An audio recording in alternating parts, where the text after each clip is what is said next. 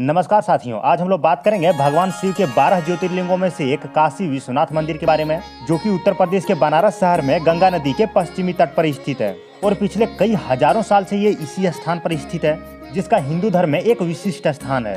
और ये शहर इतना पुराना है कि इस स्थान को सनातन धर्म के विकास के जड़ों से जोड़कर देखा जाता है और ऐसा माना जाता है कि एक बार इस मंदिर के दर्शन और पवित्र मां गंगा में स्नान कर लेने से मोक्ष की प्राप्ति होती है। और इस मंदिर के इन्हीं सब महानताओं के कारण हर साल हजारों श्रद्धालु बाबा काशी विश्वनाथ के दर्शन करने आते हैं। और सिर्फ इतना ही नहीं, आदि शंकराचार्य, संत एकनाथ, गोस्वामी तुलसीदास, इन सभी का आगमन इस मंदिर में हो चुका है। और शिवरात्रि के दिन का नजारा यहाँ देखने लायक होता है। उस रात मध्य रात्रि को प्रमुख मंदिरों से ढोल नगाड़ों के साथ भव्य शोभा यात्रा निकाला जाता है, जो बाबा काशी विश्वनाथ के मुख्य मंदिर तक जाती है। और ऐसा कहा जाता है कि यह मंदिर भगवान शिव और माता पार्वती का आदि स्थान है, जिसको लेकर एक पौराणिक कहानी प्रचलित है कि जब देवी पार्वती अपने पिता के घर पर थी, जहां उन्हें बिल्कुल अच्छा नहीं लग रहा था, तब देवी पार्वती ने एक दिन भगवान शिव से उन्हें अपने घर ले जाने के लिए कहा।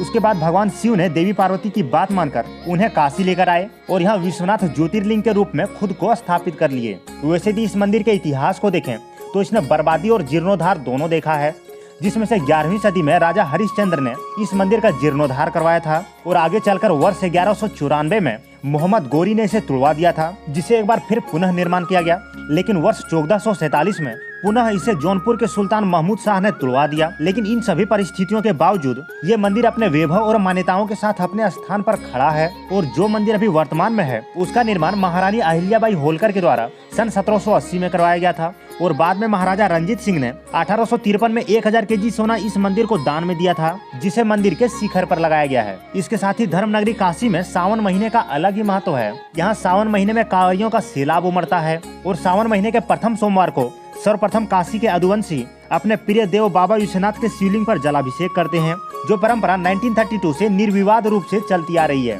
और वैसे भी देखें तो बाबा विश्वनाथ पर जलाभिषेक करने का प्रक्रिया 1932 में पड़े अकाल के बाद शुरू हुआ था।